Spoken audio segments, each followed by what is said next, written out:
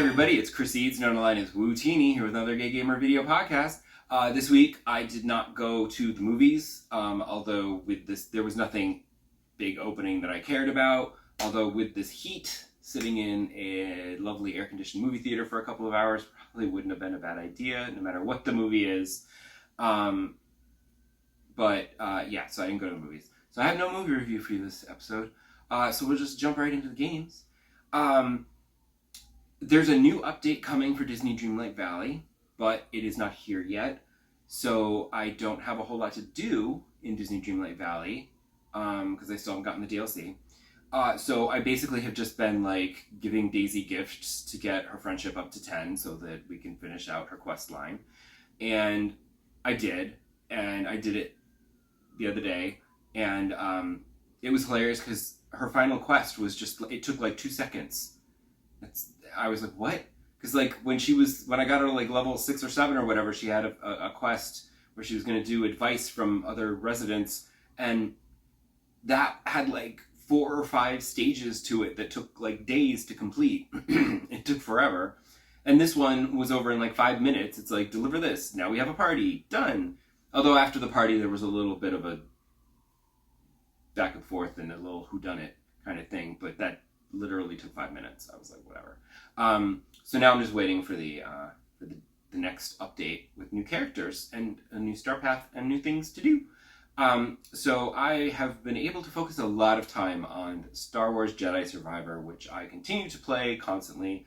I felt like I was heading for the final battle against the big bad, so I stopped and said, let me do some side things and get some upgrades and do whatever. It turns out I checked a walkthrough and there is actually more after. This is not the final battle that I'm heading towards. It's just a bunch of mini bosses and a big boss fight. But then there's more. There's another mission after this, so it isn't technically the end of the game. So I could technically do this exploration afterwards, but it's fine. Because I also feel like now I have all of the upgrades, so I can explore everywhere. Because before, I was like, oh, I have all these powers, let me go explore, but that was like all this stuff I still couldn't do, and there were those electrical canisters that I'm like, well, what is that for? How do I get through that? And it turns out that on that this last mission that I'm doing, which is not the last mission, but BD1 gets an upgrade where he can shoot an electrical charge and charge them up, and then you can get into other areas or other chests and get other rewards and things. And I now have an upgraded grappling hook, so I can grapple onto these stupid balloons that are really annoying and sometimes very tricky. So I've been able to go around and explore and do a bunch of side quests and rumors and like do all kinds of stuff and explore. I realized as I was exploring around that I hadn't explored like half of Jeddah during the story mission that took place there. So I'm like, well, we're going to go back, or we're going to explore these places I've never explored. And there were these Jedi temple ruins, and each ruin has like a little puzzle, and you solve the puzzle and you get a reward. And then when you solve all the puzzles, then there's this central ruin that you can finally access, and then you get another upgrade. That upgrade was the treasures upgrade, where you can, it marks your map for like, priorite shards and the data discs and all the stuff that the little tiny things that you've been collecting that you sell for rewards. But again, that's not super cool because it's just more cosmetic rewards. And I'm like, I want like actual rewards. And I think that the actual rewards, like I want like actual like health upgrades and force upgrades and skill points and stuff. And I think those are coming. I've also discovered a bunch of those along my explorations. But I need the map upgrade that does those, which I think is if you do all the meditation chambers, then that upgrades your map there. So I have to figure out, I got to look up and see, like, I got to look on the map and see if there's any meditation chambers marked that I have not found. Because I feel like I've done most of them. I feel like I'm probably missing one. And then I can get that upgrade, because those are the upgrades that I want. Like, I don't care about the cosmetic stuff so much. I mean, I do like playing dress up, but I keep finding all this really ugly facial hair. So I'm like, no, and I'm sticking with what I've got. I did get a new haircut that I said, okay, fine, I'll lose the shaggy hair and I'll wear short hair. But the ugly facial hair, no.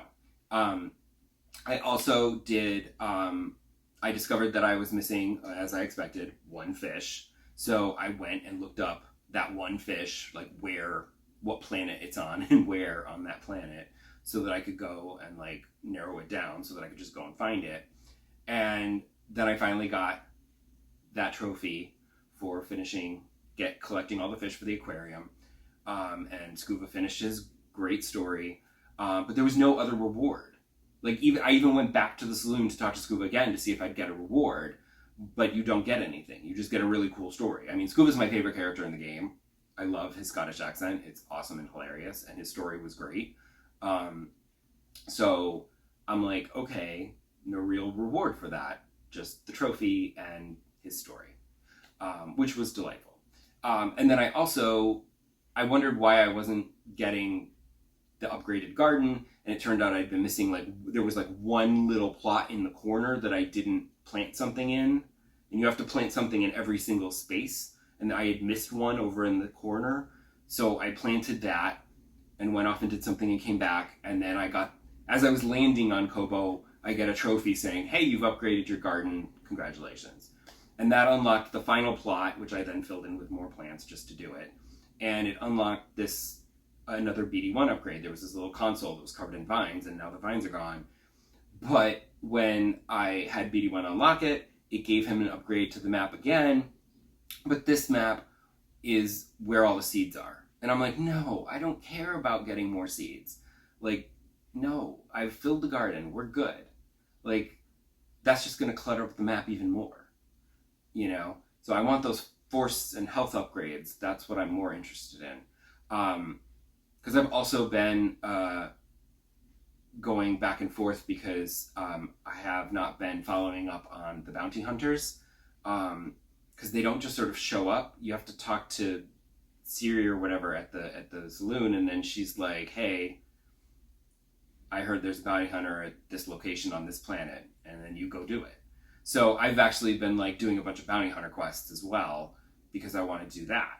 I don't know if you're going to get a great reward for finishing it, because as you defeat the bounty hunters, you can buy rewards from her, and I don't know if defeating all of them gets you anything special or just a trophy, but it is something that I want to do because it's part of the game. It's not just collecting stuff. It's these bounty hunters are after Cal, let's go kill them, you know? So I want to finish the bounty hunters. I do eventually want to get back to the actual storyline, but there's a bunch of side stuff to do, and I feel like I'm almost done with the side stuff I want to do, because I don't necessarily care about exploring everywhere to get all of the cosmetic upgrades. I want the force and health upgrades and stuff and skill points and whatever. I discovered I will not be doing all the force tears, because in my exploration I found a few force tears, and one of them was a combat one that was really hard because you had to use just the one lightsaber, and I have not played with just a lightsaber in the whole game since the very beginning of the game, so I was like, this is a hard fight. Where's my blaster? But I did eventually get through it. But there was one that I did that was another platforming one, but it's with the balloons, and I'm just and all these red force fields that'll kill you, and you've got to work your way around all the force fields and run along walls and get to the balloons and grapple and swing, and I'm I tried it a bunch of times and I just kept falling and dying, and I was you know what? I don't need this skill point that much. It's fine. I'll get skill points elsewhere. And if I don't get the trophy for doing all the force tears, oh well, I'm not getting all the trophies anyway. I wasn't going to 100% Jedi Survivor, so I'm not bothered. Anyway, I've just stopped talking about Jedi Survivor, even though that's literally all I've played all week, because I just realized that I also need to talk about Nintendo, because in this season of E3 that doesn't exist anymore, Sony did their presentation that was not very good, and then Microsoft did theirs that was actually surprisingly good, and then Ubisoft did theirs, but whatever. But now Nintendo did a Nintendo Direct to show here's all the games that you can play while you're waiting for the Switch 2. and they showed some pretty good stuff. I I was pleased to see they're doing another Mario and Luigi game. Like I haven't played all the Mario and Luigi games, but I do remember really enjoying one that I played, I think on the DS. So I was like, ooh, this could be fun. I love the cartoony art style to it. Yes, there's clearly platforming in it, so that's annoying to me. But it could still be fun and enjoyable, and I could get through it, maybe. We'll see. So I'm keeping my eye on that one. And then if you are an RPG fan, the Switch is the system for you. Like every single direct, I feel like they show like 3 or 4 different like JRPGs, and it's absurd.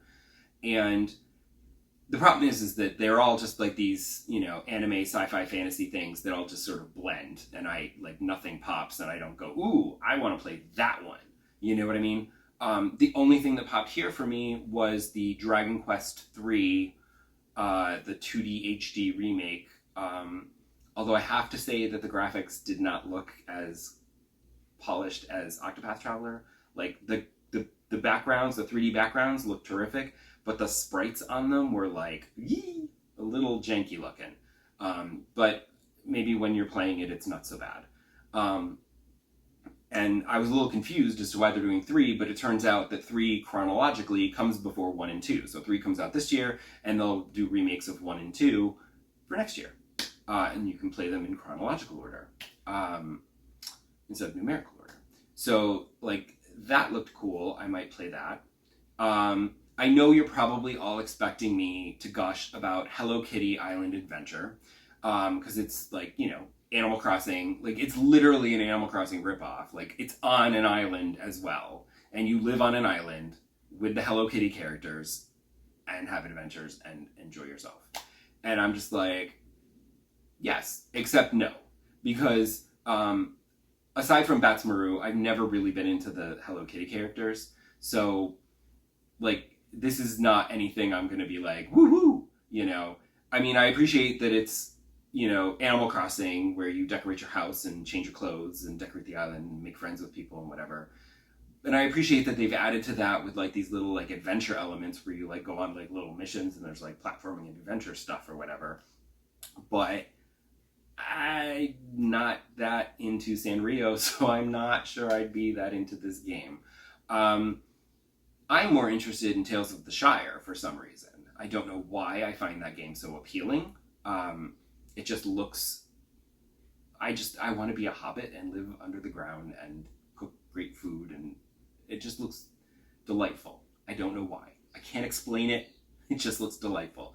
The thing is that it's not a Switch exclusive. It's on every platform. So while I would like to have life sim games like this, like Animal Crossing and Disney Dreamlight Valley, I would like to have them on a portable platform so that I can play them whenever and wherever I am. The problem is that the Switch, because it's a, you know, not as strong a console as the others, it won't play as well, or the graphics won't look as good. So that's why I have Disney Dreamlight Valley on the PS5.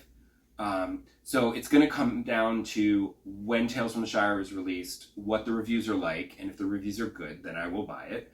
But it's going to depend on, you know, if the Switch version plays as well as the PS5 version and looks good, then I'll get it portable so I can play it wherever. Otherwise, I'm getting it for the PlayStation. Because I want it to play and look the best it can. There was also the Metroid game, which looks cool, but I am not really a huge Metroid fan. I've played previous Metroid games, but I've never finished any of them because I always get to a point where it's just so hard that I just can't get any further, and I get frustrated and I turn it off and then I don't go back. So while it looks cool, I'm not really sure I want to get it because I won't be able to play the whole game. You know, I won't have the skill to play the whole game. So, womp womp. And then there's also the Zelda game where you actually finally get to play as Zelda that everyone's been asking for and waiting for. And I was like, ooh. And I loved that art style. that they've done for a previous Zelda game, which I still need to play. I should actually get that at some point. But I'm just sort of disappointed in the gameplay. Zelda doesn't get to like run and jump and fight and stuff. She has a wand that like memorizes things in the world, like chairs and beds and characters and whatever, and you can then use the wand to like recreate them. So it's like, oh, I need to get across this river. Oh, let me make a bridge out of beds. And I'm like, I mean, I guess it can lead to some creative problem solving, but I still feel like it's a little bit lame, and I feel like Zelda's deserved better. Let her have a sword, you know? Come on, man.